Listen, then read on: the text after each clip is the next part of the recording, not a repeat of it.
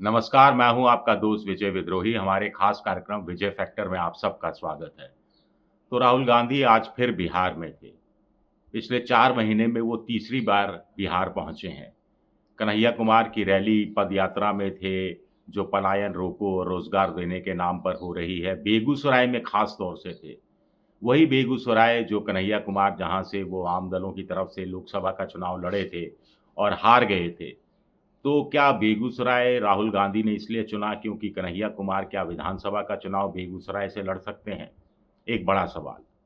दूसरा, जो लगातार राहुल गांधी दौरे कर रहे हैं, तो बिहार को क्या नई प्रयोगशाला बनाना चाहते हैं राहुल गांधी?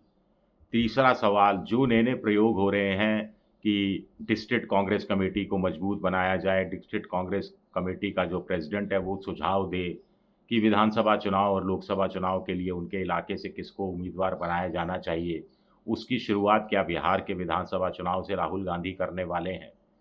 चौथा सवाल, राहुल गांधी और महागठबंधन के बीच में सीटों की शेयरिंग किस रूप में होने वाली है? पाँचवाँ सवाल, राहुल गांधी का मुख्य मुद्दा संविधान बचाओ, आरक्षण बचाओ के बहाने, जातीय जनगणना के बहाने मुख्य उनका निशाना ईबीसी अति पिछड़े एक्सट्रीम बैकवर्ड क्लास वोट पर है, जिनकी तादाद 36.1% है, यानी सबसे बड़ा चंक है ये। मुसलमान 18% के आसपास हैं, यादव 14% के आसपास हैं। ये कुल मिलाकर 32% बनते हैं। सवर्ण जाति का कुल जो वोटर है, भूमिहार, राजपूत, ब्राह्मण, कायस्थ सबको जोड़ दिया जाए, तो 15-16% के आसपास रहता है। लव कुश वाला जो वोट है, कुर्मी कोरी वोट, वो और नीतीश कुमार का पर्सनल वोट, वो करीब 15-16% के आसपास पहुँचता है। चिराग पासवान का 5.3% वोट है। जीतन राम मांझी का 3.08% वोट है। और अभी जो राजेश राम को प्रदेश कांग्रेस का नया अध्यक्ष बनाया गया है, रविदासी समाज से जो आते हैं, और उसका वोट परसेंटेज भी 5.2 है। वक्फ कानून के बाद मुसलमान वोट 100% कांग्रेस और लालू की झोली में जा सकता है, इस बात पर किसी को संदेह नहीं रह गया है। पिछली बार 75 से लेकर 80% वोट मिला था। नीतीश को भी 6-7% वोट मिला था। इस बार इसकी संभावना दिखाई नहीं देती। तो राहुल गांधी आखिर चाहते क्या हैं? एक तो वो प्रयोगशाला बनाना चाहते हैं, इसीलिए कृष्णा लवरू को प्रभारी बनाया गया, कन्हैया कुमार को ज़िम्मेदारी दी गई। अब यात्रा खत्म होगी तो कन्हैया कुमार को नई ज़िम्मेदारी दी जाएगी, ये बात भी सामने नज़र आ रही है। एक्सट्रीम वोट का पर नज़र है, ये बात अपनी जगह है। ये जो 36.1 ईबीसी का वोटर है, ये बहुत बड़ा वोट है। हमारे दोस्त हैं आशीष रंजन, डाटा एनालिस्ट भी हैं, डाटा के साथ भी खेल करते हैं, घूमते-फिरते बहुत हैं, जहाँ चुनाव हो रहा होता है, और बिहार तो उनका खुद का इलाका है। तो उनका बड़ा इंटरेस्टिंग एक सर्वे है सामने, एक आंकलन है, एक गणित उन्होंने बैठाने की कोशिश की है। ये बड़ा दिलचस्प है जानना। उनका कहना है कि देखिए 2020 का जो विधानसभा चुनाव हुआ था, जो कड़ी टक्कर हुई थी, एनडीए बामुश्किल जीत कर आया था। तब एनडीए के खाते में होल देखा जाए, होल फिगर तो 37% वोट गया था, और महागठबंधन के खाते में भी 37% वोट गया था। तब चिराग पासवान अलग चुनाव लड़ रहे थे, तब मुकेश सहनी की पार्टी एनडीए के साथ थी, और तब उपेंद्र कुशवाहा की जो एलएलपी पार्टी है, उसका मर्जर नीतीश कुमार के साथ नहीं हुआ था। तो उस स्थिति में 2020 के विधानसभा चुनाव के हिसाब से 37-37% दोनों के खाते में गया था। लेकिन उसके बाद जो समीकरण बदले हैं, आज की तारीख में महागठबंधन जिनके साथ मुकेश सहनी भी हैं, कांग्रेस भी है, वाम मोर्चा भी है, लालू भी है, उनका जो वोट प्रतिशत है वो 38.75% है, 38.75% है। लेकिन जो एनडीए का वोट बैंक है, जिसमें वोट परसेंटेज है, जिसमें बीजेपी है, जनता दल यू है, उसके साथ मिली हुई उपेंद्र कुशवाहा की पार्टी है, चिराग पासवान है, जीतन राम मांझी हैं, इनका वोट परसेंटेज 43.17 है। तो करीब-करीब 4% वोट का फासला है, और नज़दीकी मुकाबला हो 2 बड़े गठबंधनों के बीच में, और प्रशांत किशोर की भूमिका कोई बहुत बड़ी साबित नहीं होने वाली हो। ओवैसी बिल्कुल दरकिनार कर दिए जाएँगे, इसमें तो कोई दो राय नहीं है।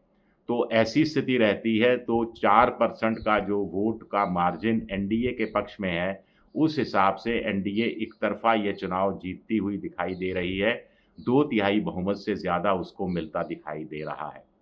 लेकिन ये 4.5 4.10% है वोट का डिफरेंस। इसमें से अगर सवा 2% स्विंग कर जाता है, पॉजिटिव स्विंग कर जाता है महागठबंधन के खाते में, यानी अगर एनडीए से सवा 2% वोट निकल जाता है और वो झूल जाता है, झूला झूलने लगता है एनडीए का ये इंडिया गठबंधन का, महागठबंधन का, तो मुकाबला बड़ा दिलचस्प हो जाएगा और महागठबंधन चुनाव जीतने की स्थिति में भी आ सकता है। ये मोटे तौर पर उनका आकलन है। लेकिन ये काम होगा कैसे? बीजेपी को लगता है कि अपना वोट बैंक बचाना है उनको, 43.17% है, जिसको 2% वो बढ़ाने की सोच रही है। उसको लगता है 46% पहुँच जाएँ तो बिल्कुल सेफ चुनाव होगा। ऐसे में वो हिंदू मुसलमान करने पर ज़ोर दे रही है। वक्फ़ का कानून बनाया गया। उनको लग रहा है कि एक भी मुसलमान कैंडिडेट नीतीश कुमार का नहीं जीता था, इस बार भी नहीं जीतेगा, क्या फ़र्क पड़ता है? लेकिन जितना वक्फ़ कानून के पक्ष में लालू बोलेंगे, वाम मोर्चा बोलेगा और कांग्रेस के लोग बोलेंगे, उतना ही रिवर्स पोलराइज़ेशन होगा, हिंदू एक होगा और बड़ी संख्या में वो एनडीए के पक्ष में वोट देगा। ये बात बीजेपी ये रणनीति बनाती हुई नज़र आ रही है, लेकिन जानकारों का कहना है कि बिहार में हिंदू मुसलमान ज़्यादा नहीं चलता, जाति प्लस जाति प्लस जाति प्लस जाति प्लस जाति वाला मसला ज़्यादा चलता है। कौन जितनी जातियों को जोड़ लेता है, वो गठबंधन उतना मजबूत होता चला जाता है। इस हिसाब से हम देख रहे हैं कि एनडीए में नीतीश है, जिनका पर्सनल वोट बैंक 15% है, कुर्मी, कोइरी और दूसरे लोग आते हैं। मुसहर जीतन राम मांझी का वोट 3.08% है, पासवान वोट 5.3% है। तो इन सबको जोड़ कर 43.17% वोट बैठ रहा है। अब ऐसे में कांग्रेस को थोड़ा बहुत सवर्ण जाति का वोट मिलता है, मुसलमान और यादव वोट 32% बैठ जाता है। जो राजेश राम को प्रदेश अध्यक्ष बनाया गया, उनका 5.2% है, तो ये 32 और 5 37% वोट जाता है। अगर 2.5-3-4% मुसलमानों का अतिरिक्त वोट मिल जाता है, तो ये 41% के आसपास पहुंचता है। और कांग्रेस को जो थोड़ा बहुत सवर्ण वोट मिलता रहा है, कांग्रेस को भी 7-8-9% वोट मिलता रहा है। तो उस हिसाब से दोनों गठबंधन, अगर इस ढंग से वोटिंग होती है, ज़रूरी नहीं है, नवंबर तक चीज़ें बहुत बदल जाएँगी, लेकिन मान लीजिए जैसा हम सोच रहे हैं, जैसा आशीष रंजन सोच रहे हैं, उस हिसाब से वोटिंग होती है, तो दोनों गठबंधनों के जीतने की संभावना क्या 50-50% पर आ जाती है? नहीं आती। एनडीए फिर भी आगे रहेगा परसेप्शन के लेवल पर, नैरेटिव के लेवल पर। लेकिन 2.25% का स्विंग क्या राहुल गांधी और तेजस्वी यादव और कन्हैया कुमार और सचिन पायलट और वाम मोर्चा और लालू प्रसाद यादव का अनुभव ये मिलकर हासिल कर पाएगा? ये अपने आप में बहुत इंटरेस्टिंग चुनाव होता हुआ आज की तारीख में नज़र आ रहा है। शुक्रिया, बहुत-बहुत शुक्रिया मेरा ये वीडियो देखने के लिए। पसंद आए तो लाइक कीजिए, सब्सक्राइब कीजिए, शेयर कीजिए।